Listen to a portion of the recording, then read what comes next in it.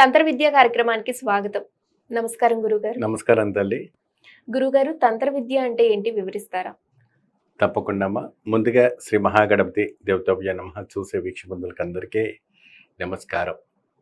వాస్తవానికి తంత్ర విద్యలో అంటే అనేక రకమైనటువంటి విద్యలు ఉన్నాయి మనకి. మన భారత ఖండంలో ఏంటి అంటే విద్యా సరస్వతి ఇతిహాస పురాణాలు చూసుకుంటే ఎన్నో రకాలమైనటువంటి విద్య మనకు ఇవ్వటం అనేది జరిగింది. ఆ విద్యలో ఒకటైనటువంటిది తంత్ర విద్య. తంత్ర విద్యలు దీంట్లో మంచివి ఉన్నాయి, చెడువి ఉన్నాయి. ఏమా తాంత్రిక విద్యలు వేరు, తంత్ర విద్యలు వేరు, మన క్షుద్ర పూజలు వేరు. రకరకాలమైనటువంటి ఈ తంత్ర విద్యలలోనే విస్తరించి ఉన్నాయి. ఇది ఎలా విస్తరించి ఉన్నాయి அப்படின்னா మనకు మర్రి చెట్టు ఉంటుంది కదమ్మా. మర్రి చెట్టు అనేది ఒక విద్య. ఆ విద్యలో నుంచి ఆ వృక్షాలు ఎలా అయితే మీకు చుట్టూరుగా పోతాయో ఆ రకమైనటువంటి దాన్ని ఉపయోగించుకోవడం ఉంటుంది. నిప్పుని మనం ఏదో ఎన్ని రకాలుగానే ఉపయోగించుకోవచ్చు.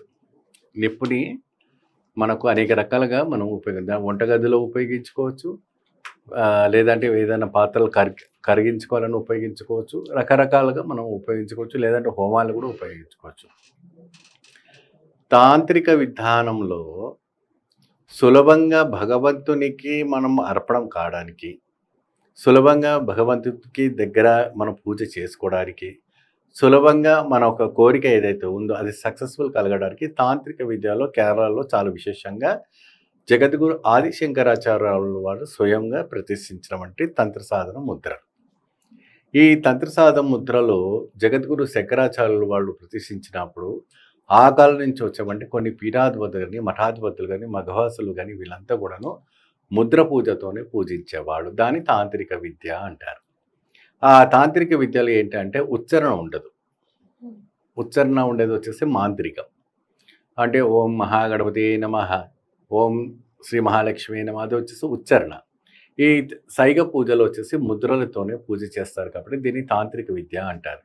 ఈ తాంత్రిక విద్య ద్వారా ఎన్నో రకమైనటువంటి విశేషమైనటువంటి ఒక కైంకర్యాలు చేసుకోవడానికి కానీ, పూజలు చేసుకోవడం కానీ, భగవంతుని దగ్గర మన కష్టాలు చెప్పుకొని ఆ ఒక ప్రభావం ఏదైతే ఉందో ఫాస్ట్గా మూవ్మెంట్ అవ్వడానికి ఇది బాగా పనిచేస్తుంది. గురుగారు, అసలు వశీకరణం అంటే ఏంటి? నిజంగా ఈ వశీకరణం అనేది ఉందా? వశీకరణ అనేది ఉంది. వాస్తవానికి వశీకరణ అంటేనే మనకి ఏంటంటే యక్షిణి సాధనలో ఒక అద్భుతమైన వంటి ఒక సాధన ఉంది. వశం అనేటప్పటికీ ధనాన్ని వశం చేసుకోవచ్చు, స్త్రీ వశం చేసుకోవచ్చు, పురుషుని వశం చేసుకోవచ్చు, అనేక రకమైనటువంటి పంచభూతాలని వశం చేసుకున్నటువంటి ఒక శక్తి వశీకరణకు ఉంటుంది. ఆ రోజుల్లో మహర్షులు కానీ, దేవతలు కానీ, మరి అనేక రకమైనటువంటి రాక్షసులు కానీ అందరూ కూడా వీళ్ళు ఏం చేసేవారు అంటే సాధన చేసేవాళ్ళు, తపస్సు చేసేవాళ్ళు.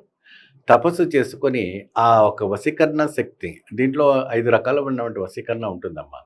5 రకాలు ఎటువంటిదంటే, ఒకటి వచ్చేసి కర్ణ యక్షిణి, ఒకటి మర్మ యక్షిణి, ఒకటి కర్ణ పిశాచి, ఇంకొకటి వచ్చేసి భానుమతి, ఐదవది వచ్చేసి మనకు అద్భుతమైనటువంటి ఒక భూత అంటే కర్ణంలో భూత కర్ణం అని ఒకటి ఉంటుంది, అఘోర భూత కర్ణం అని, అదొక యక్షిణి సాధన ఉంటుంది.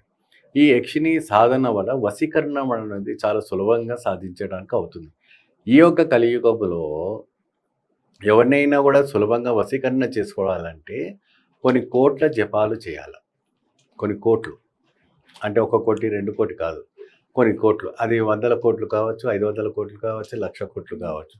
ఆ రకమైనటువంటి ఈ కలియుగంలో జపాలు చేసుకుంటేనే ఆ వశీకరణ శక్తి రావటం అనేది జరుగుతుంది. సులభంగా వశీకరణ రావడం అనేది అసాధ్యం. అసాధ్యం అంటారు. అసాధ్యం. కానీ సాధన చేయండి ఏది కూడా ఊరికే రాదు. ఎవరినైనా వశం చేసుకోవాలంటే ఏదో ఆవాలు జల్లేసాం, మేము వశం చేసేసాం, ఏదో మనం తెల్ల మిరియాలు వేసాం వశం చేసేసాం అన్నట్టుగా అంటుంటారు. ఇది ఎన్నో రకమైనటువంటి వశీకరణలు ఉన్నాయి. కంటి చూపుతో కూడా వశీకరణలు ఉన్నాయి. మిమ్మల్ని చూస్తూ ఉండగానే మీరు మా ఎంబడి వచ్చేస్తారు, అది ఇట్మైసం టైప్లో ఒక వశీకరణ టైప్ ఉంటుంది. ఇవన్నీ కూడా సాధనలు చేయాలి. ఇది నిజంగా సాధ్యమేనా? 100%. 100% పరమ సత్యం ఇది. అంటే మీరు ఇప్పుడు అన్నారు కదా ఎన్నో జపాలు చేస్తే అని చెప్పి. సాధన ఉమ్, చేస్తేనే లభ్యం. సాధన చేస్తే. సాధన చేయాలి. ఉమ్, జపాలు అంటే కొన్ని రోజుకొకటి, ఉమ్, రోజుకి లక్షము, ఉమ్, రోజుకి 2 లక్షలు అట్లా పెట్టుకోవాలి. జపాలు చేసుకోవాలి. ఉమ్, దానికి బ్రహ్మచర్యం పాటించాలి. ఉమ్. దానికంటే ఒక ఆహార పదార్థాలు నియమాలన్నీ కూడాను నియమ నిష్టలతో అప్పుడు అన్ని ఉంటే కానీ పాటించాలి. ఆ దేవి అనుగ్రహిస్తుంది. ఉమ్, ఈ రకమైనటువంటి ఆచారం పాటిస్తే తప్పకుండా వంటి ఆ యక్షిని సాధన కానీ, వశీకరణ సాధనలు కానీ సులభంగా లభ్యమవుతాయి. ఉమ్. తంత్ర సాధన గురించి, వశీకరణ గురించి గురుగారు చాలా చక్కగా వివరించారు కదా! మరి ఈ తంత్ర సాధన గురించి గాని, వశీకరణలో కానీ మీకేమైనా సందేహాలుంటే గురువుగారితో మీరు మాట్లాడొచ్చండి. కింద స్క్రోల్ అవుతున్న నంబర్స్‌కి కాల్ చేసి గురువుగారిని మీరే డైరెక్ట్‌గా అడిగి తెలుసుకోవచ్చు.